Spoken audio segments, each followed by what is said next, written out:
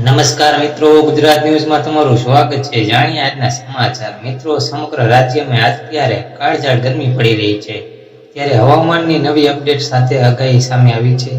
હવામાન વિભાગે આગાહી કરતા કહ્યું છે કે 11મી મેના રોજ નર્મદા, તાપી, ડાંગ, વલસાડ, દમણ, દાદરા નગર હવેલીમાં પવન સાથે કમોસમી વરસાદ આવી શકે છે અને વરસી શકે છે। મિત્રો, તો 22મી મેના રોજ અરવલ્લી, સાબરકાંઠા, દાહોદ, છોટાઉદેપુર, નર્મદા, તાપી, ડાંગ, વલસાડ, દમણમાં વરસાદની આગાહી કરવામાં આવી છે। જ્યારે 13મી તારીખે સુરત, નર્મદા, દાહોદ, વલસાડ, નવસારી, દમણ, દાદરાનગર હવેલી, સાબરકાંઠા સહિત વરસાદની આગાહી કરવામાં આવી છે। મિત્રો, મળતી માહિતી મુજબ વધુમાં ગરમીને લઈને આગાહી કરાઈ છે। 2 દિવસ અમદાવાદમાં અંગ ઝાડતી ગરમી પડશે।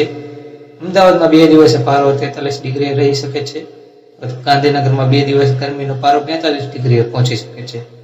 મિત્રો, અત્યારે જણાવી દઈએ કે વર્તમાનમાં ગુજરાત પાસે 4 સિસ્ટમ સક્રિય થઈ શકે છે, જેમાં રાજસ્થાન, મધ્યપ્રદેશ અને સિસ્ટમ અરબ સાગર ઉપર સિસ્ટમ સક્રિય થતાં જ ગુજરાતમાં વરસાદની આગાહી કરી શકે છે।